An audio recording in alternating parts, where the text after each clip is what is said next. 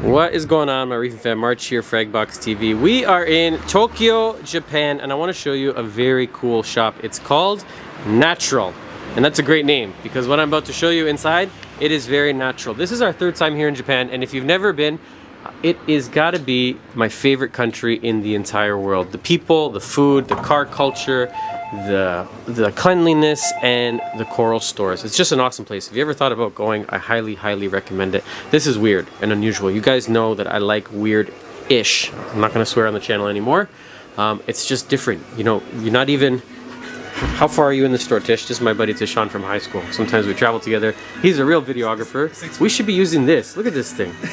He actually does videos, and he's not no amateur like me. He's real deal. 6 feet in, and then boom, you're just greeted with a really unusual, maybe like 4 foot by 4 foot. The shape is unusual. It's acrylic. The lighting, I don't even know what I'm looking at. It's like they decided, let's put every single light known to man on top of it. I can name one of the 8 that I'm looking at. I know I'm Radeon over here.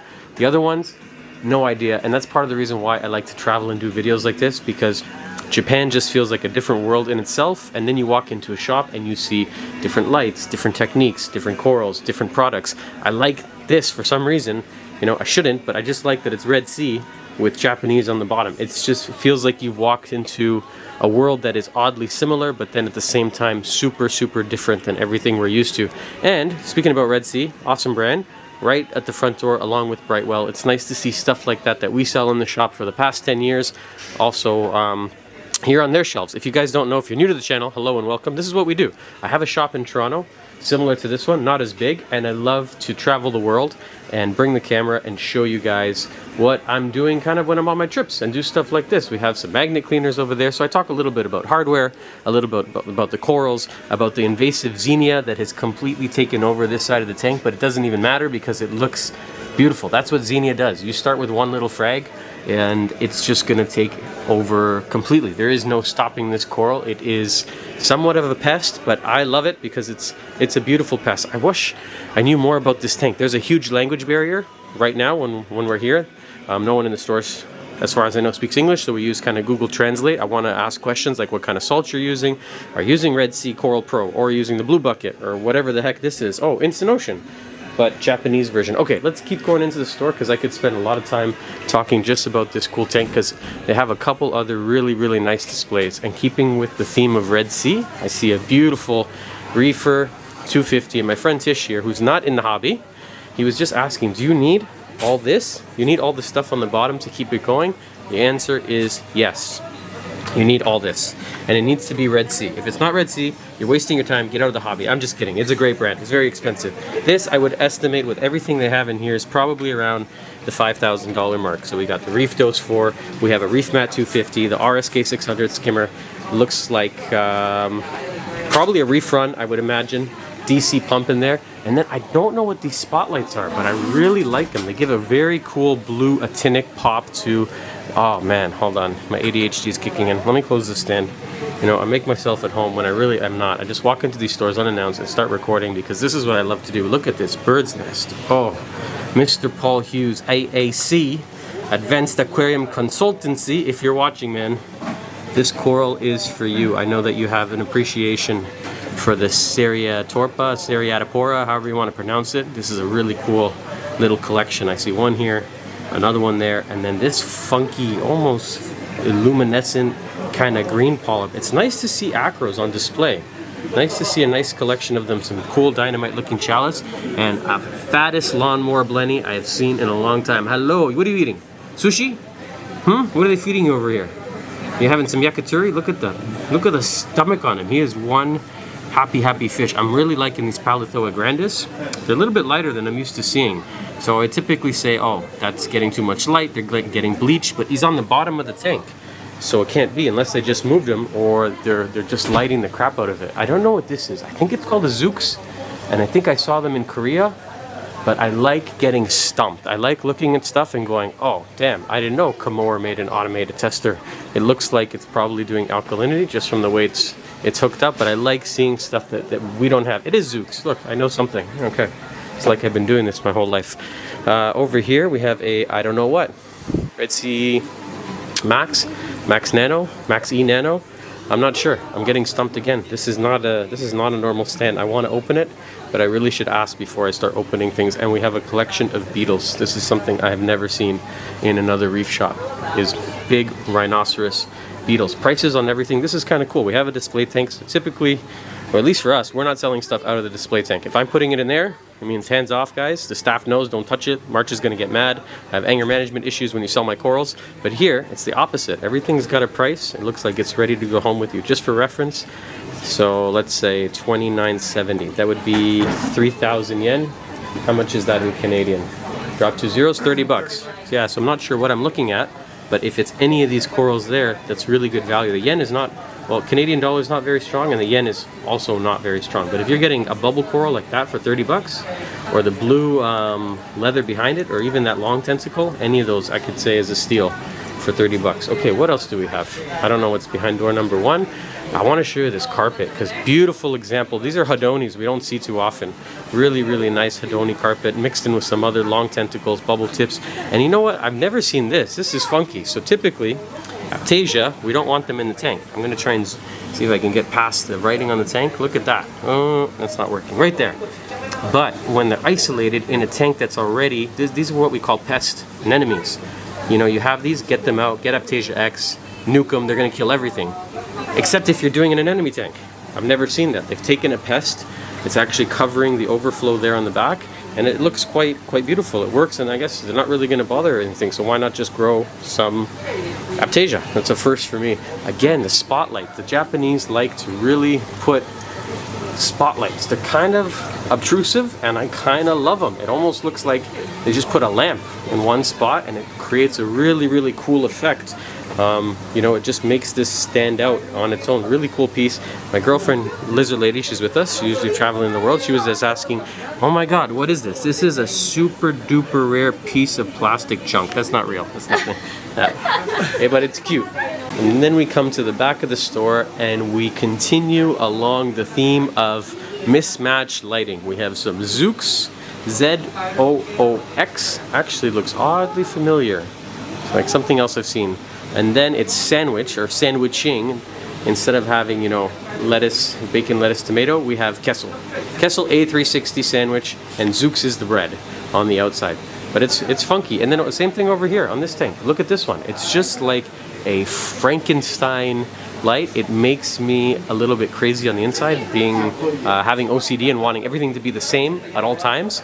But it kind of works in a weird way. Like if you're just looking right at the tank, it kind of works, and I like that they have this walk around effect. This looks like it's probably 4x4, similar to the one at the front door that's a circle, and you really get full access. You can go right around the tank.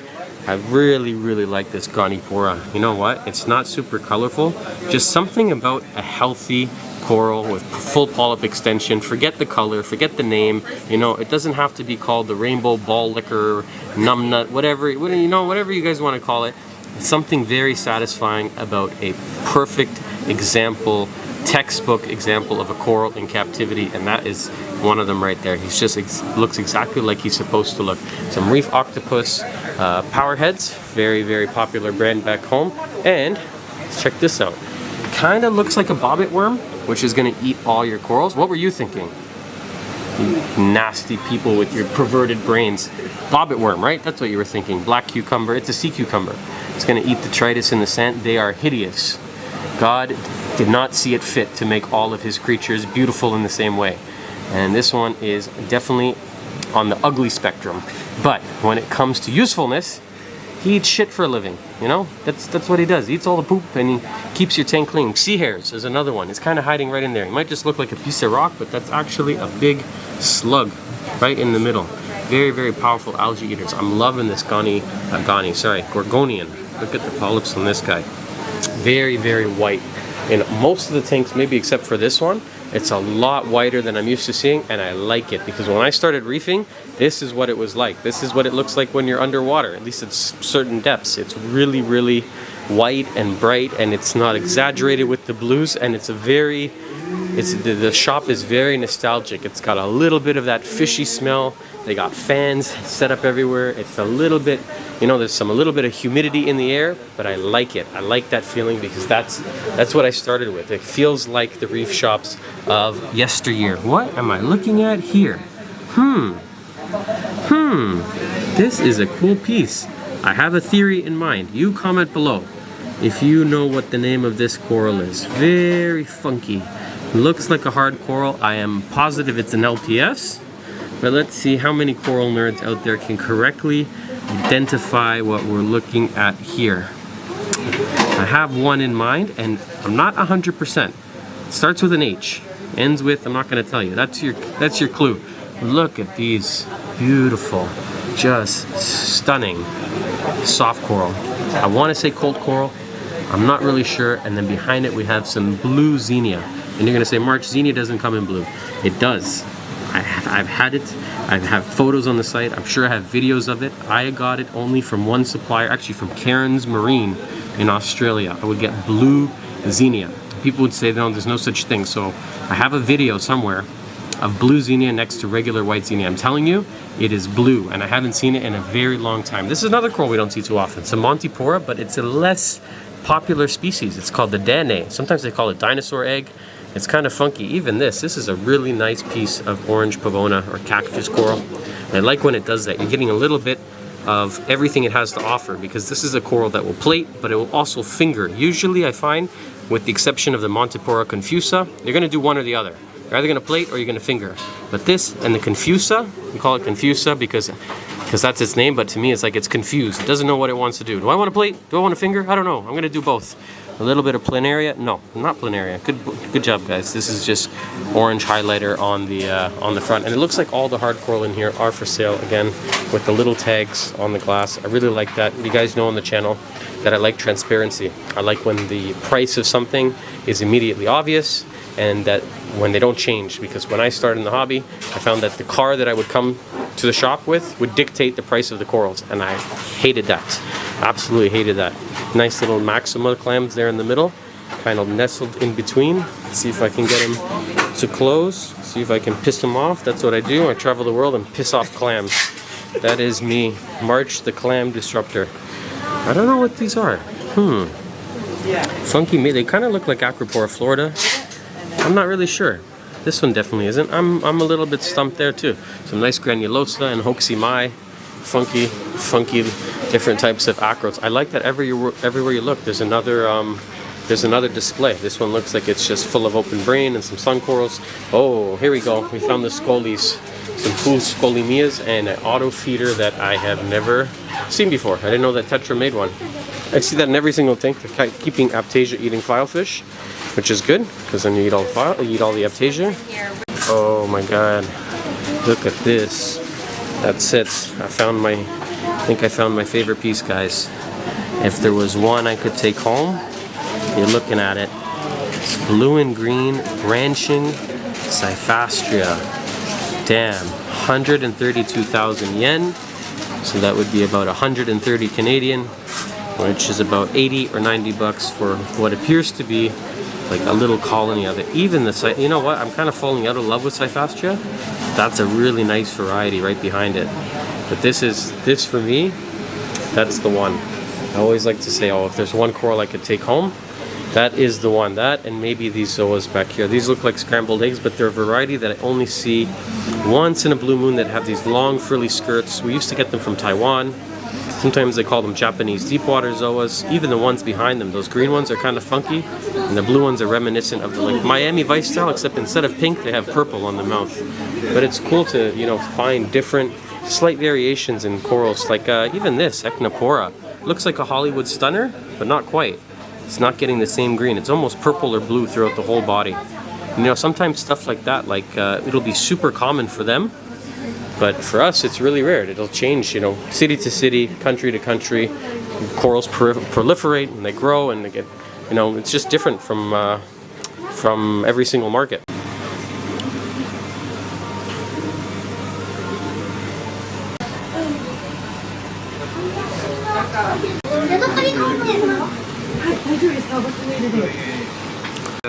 Is that a hermit crab? Yeah. With the blue legs. It's called a blue knuckle. I like the cowfish. It looks like a flying pig. Aren't they nice? So cute. Very, very dangerous. Oh, what is this? I think it's live phytoplankton, but you serve yourself. So you like bring a jug into here, open it up, and you're running it in the reactor. I think that's what it is. It's pretty funky. Really. Live phyto, it's like the bottom of the food chain. It's like the most basic small organism. What does it eat? I think it's photosynthetic, and that's why they have a light on top. Wow, beautiful collection of fish. Really, really nice mandarins, angels, cowfish, oscillars, some really cool wrasses, tangs, firefish. Oh, I don't want to look at the Lamarck's angel. I lost mine recently, it jumped out of the tank. Those are some of the, oh man, look at the size of them. Beautiful. Really, really nice selection of fish. I wish I could ask them how old the store is because it looks like it's a little bit older. Sometimes I look at just, you know, how old are the fixtures, how much rust is there on certain things, salt creep. So I probably, just from being in it, I'd estimate the store is probably 10 years or older. Yeah. When you start to use ceiling height like that, you can tell people have been doing it for a while. You know, they filled it in. I saw some Griffin bandsaws over there. Yeah, just even, you know what, from the rust on here, I'd estimate the store's probably a decade. But again, it's part of the thing when we travel like this. We're not always able to communicate the way we want to with shop owners. There's that language barrier, but it kind of adds to the mysticism. I'm gonna have to figure it out. If I really want to know something, I pull out, you know, Google Translator and then try and figure out what I'm sorry, ADHD, full force right now. I don't know what fish that is. That's so cool. Somebody out there is like, March, come on, that's a very common fish. That's blah, blah, blah, blah, blah, blah, blah, blah. But for me, the passion is really in the coral. So the fish, I can appreciate them. I love them. I stopped selling them in the store because it breaks my heart every time I lose them, and I hate taking them from the wild. And I just don't know all the Latin names like I should. Don't know what that is. Maybe biopellets. Maybe some sort of GFO remover.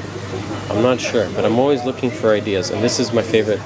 Actually, The tail is yeah, really funky. you're right. It is a Clarkie, but I think it looks like it wants to be a longfin. Can you just come over here, away from the price tag for a second? There's about probably 5,000 to 8,000 people that are watching you right now, Mr. Fish. You don't care. You don't even know what YouTube is, but you are stunning. Beautiful, beautiful fish. I don't even like Clarkies. Usually they're a-holes. Beautiful. Usually they're really, really mean. It's probably why he's alone, because he bullies everyone and everything. But that is a stunning fish.